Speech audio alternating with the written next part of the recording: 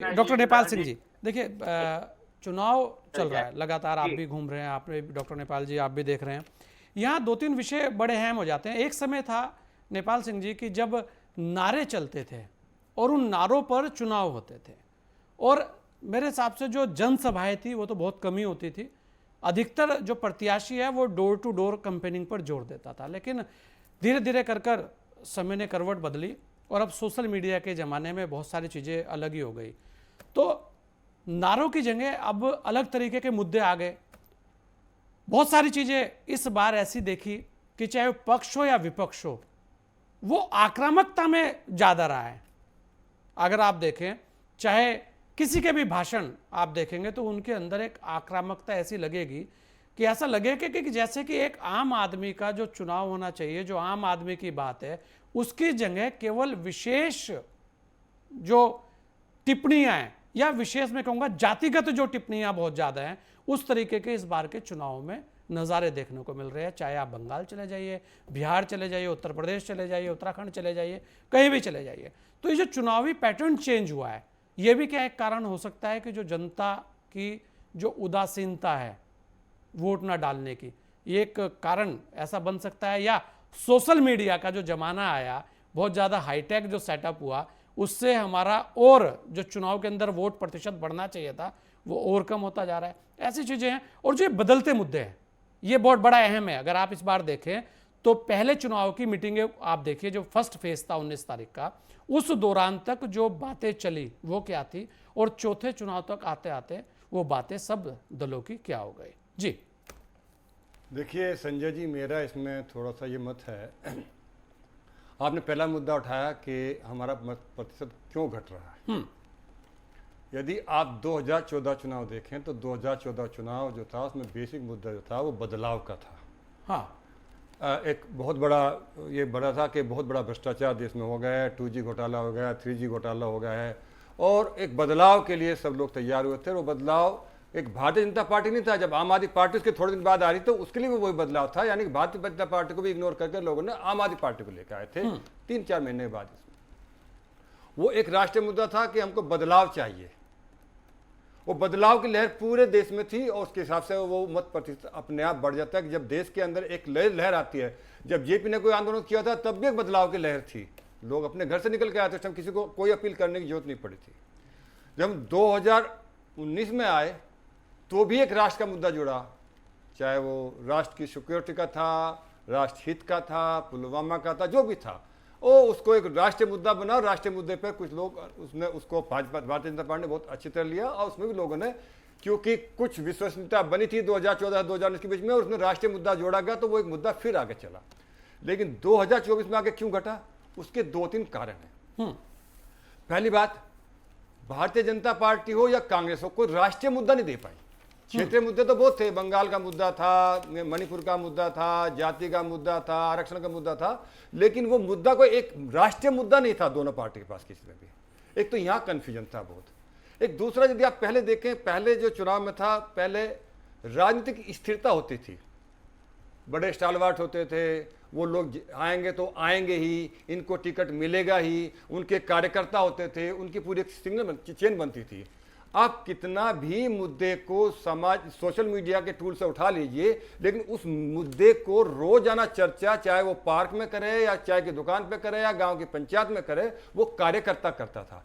लेकिन अब क्या हो रहा है कि सभी पार्टियों के साथ में लास्ट तक उनकी सीट फाइनल नहीं हो पाती कि कौन चुनाव लड़ेगा और कौन किसके साथ लड़ेगा, और कौन किसके साथ चुनाव लड़ेगा। हाँ। तो अचानक से एक बदलाव आता है कि जिनके खिलाफ वो चुनाव लड़ते थे एकदम से समझौता हो गया, तो वो कार्यकर्ता कंफ्यूज हो जाता है। और फिर चुनाव के लिए दिन कितना मिला, 10 दिन। आप बिहार को उठा लीजिए, पश्चिम यूपी में जयंत चौधरी साहब का उठा लीजिए, और बहुत सारे ऐसे क्षेत्र जो लोग हैं जो आए, जब एक पार्टी पहले उनके खिलाफ लड़ी थी, कार्यकर्ताओं के खिलाफ लड़ा था, आरोप प्रत्यारोप हुए थे, जेल में गए थे, मुकदमे हुए थे, और फिर अचानक से तो वो कार्यकर्ता घर बैठ गया। वोट को खींचकर लाने का काम कार्यकर्ता करता है, वोट को खींच के काम करने का काम लोकल लीडर करता है। हर चीज राष्ट्रीय लीडर के द्वारा नहीं लड़ी जा सकती, ऐसा मेरा मानना है। लेकिन हमने एक सोशल टूल को ऐसा बनाया कि इसी से चुनाव जीता जा सकता है, वो एक बहुत बड़ी गलत धारणा होगी और ये आगे और प्रूव होगी धीरे धीरे। अब तीसरी बात, विश्वसनीयता सभी की घटी है। विश्वसनीयता सभी दलों की घटी है, सभी नेताओं की घटी है, लेकिन उसके बावजूद भी मोदी की विश्वसनीयता सबके मुकाबले में कम घटी है। उसका फायदा थोड़ा बहुत जरूर उनको मिलता है, लेकिन फिर मैं एक बात को ले कहूंगा कि क्षेत्रीय नेतृत्व, कार्यकर्ता का समन्वय और राष्ट्रीय मुद्दों को जोड़कर ही चुनाव लड़ा जाता है। आप देखिए बंगाल में एक मुद्दा बना, चाहे वो किसी भी आधार पर बना, चाहे वो ममता जी गलती से बना या इनने गलती उनको उठा लिया उसने, तो वहां वोट प्रतिशत बढ़ गया क्योंकि दोनों के कार्यकर्ता एक दूसरे को वोट ज्यादा दिलाने में लग गए। जहां तक राष्ट्रीय मुद्दे पर बात आई, भाजपा ने पहले मुद्दा कोई भी जाति का लिया था ना धर्म का लिया था। पहले 2 चुनाव पर वो अपनी पिछले 10 साल की उपलब्धि, राष्ट्र को पूरा शक्तिमान राष्ट्र बनाना, दुनिया की सबसे बड़ी आर्थिक शक्ति बनाने पर वो बात दे रहे थे।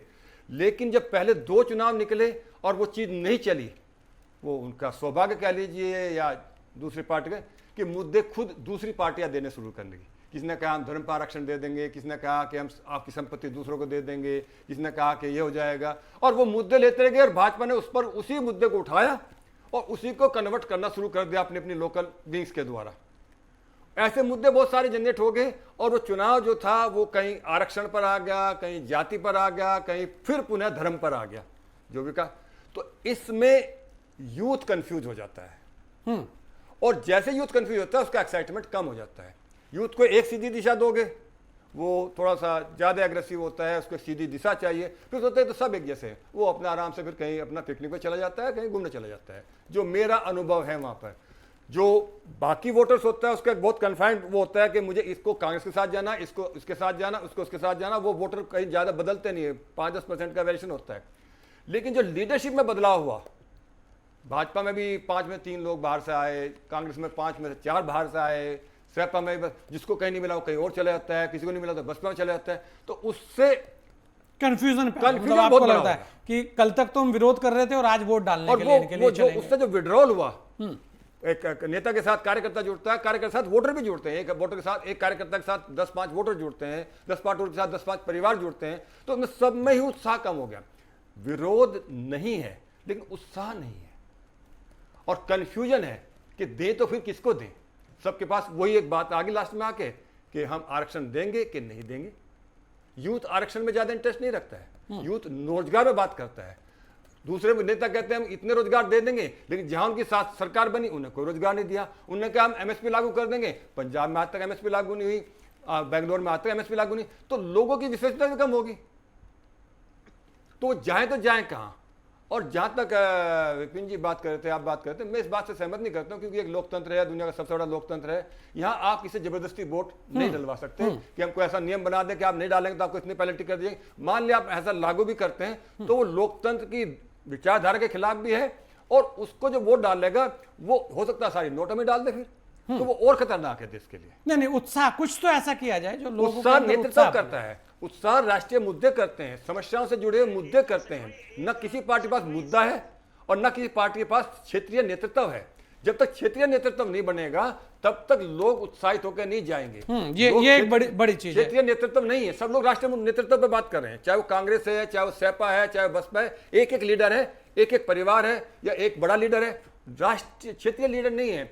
और उसके बाद हर जगह का एक परसेंटेज होता है, लोकल एमपी का एक परसेंटेज होता है, लोकल एमएलए का परसेंटेज भी होता है। लेकिन वो कंफ्यूजन में है, कल को ये बदल गया, कल ये यहां तक उसको दर था, आज ये दर आ गए, तो उससे बहुत बड़ा कंफ्यूजन। ये एक बड़ी चीज है।